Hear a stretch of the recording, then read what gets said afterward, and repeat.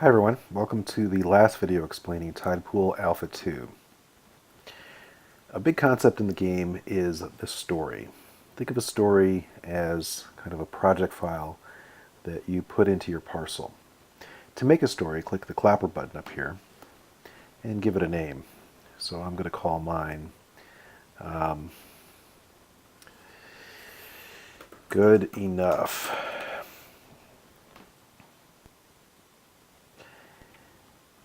So it creates a story, and you'll notice it looks pretty much the same. The ground is a different color, and the items from the parcel have been copied forward. And you'll see up here that it says Scene 1. If I have the F10 info on, you can see it says Story Good Enough. So to get out of the story, I can press the Home button, which just brings me directly to my parcel.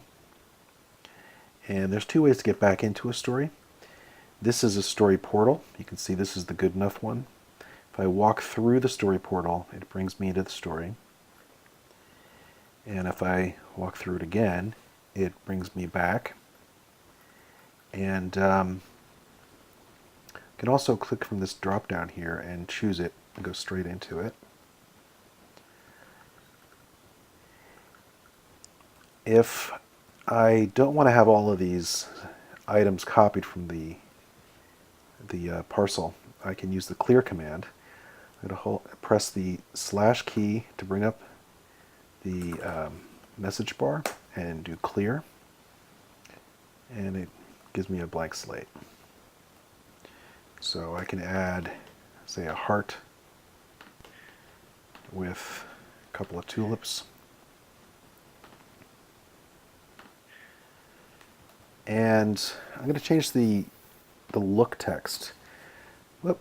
You can say, once upon a time there was a heart. Hit OK. And you can see that it shows up here. To get rid of text when you see it, you can just click anywhere on the screen. So the look text shows up when you walk into a story or scene. So for example, if I go through this, it'll show that. Stories are made up of a sequence of scenes. You can see that this is scene 1. There's only one scene at this point. If I want to make another scene, I can click the clapper again, choose the default scene 2, and again it makes the it copies all the parameters of the previous scene, so it makes it easy. So for instance, if I just want to move stuff around, I can change this scene a little bit different and then change the text as well. And they were happy forever. So there you go, that's that scene. Now if I want to switch back and forth between scenes, I can either walk through this scene door and go back through it again, or I can choose from the drop downs, or I can use these previous and next buttons.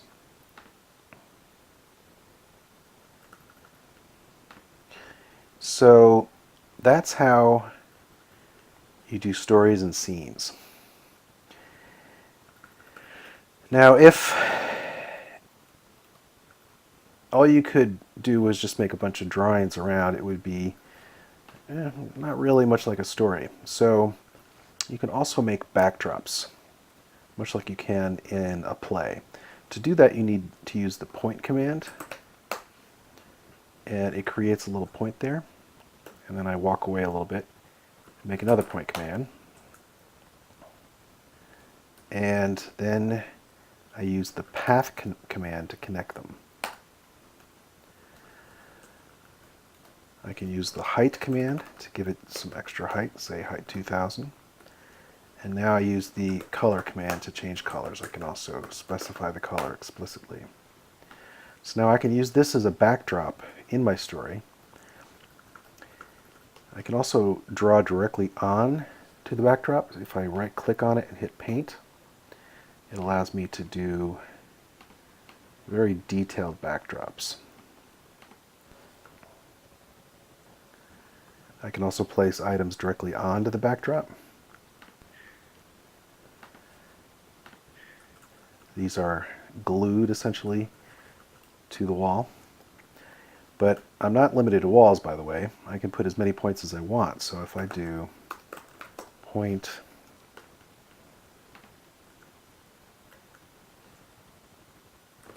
point, point, point, and now make a path out of that, and give it some height, we now have kind of a room. If I want to connect the different paths, I use connect as the command. Now if I fly, I can see that we've got a little closed-in room there. Another command that's useful is texture. It allows me to add texture to whatever I'm making. And as you can see, between wallpaper and textures and backdrops, you can make some pretty elaborate places for people to explore. Well, that's it for stories and backdrops. I hope you have fun playing Tidepool. If you do get more than one person on at a time, try the game Skedaddle. Here are the rules. It's pretty fun. Give it a try. Thanks for listening.